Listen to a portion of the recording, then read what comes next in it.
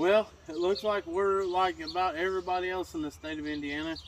Got some limbs down from the wind last night, so as you can see, I went ahead and cut them off cleaned it up at the tree. Now it's time to clean it up. But I went over to Papa Jerry's, which is my dad, and confiscated his, Milwaukee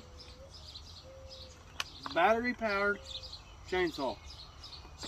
I was very skeptical of this thing when he bought it, but it's not bad.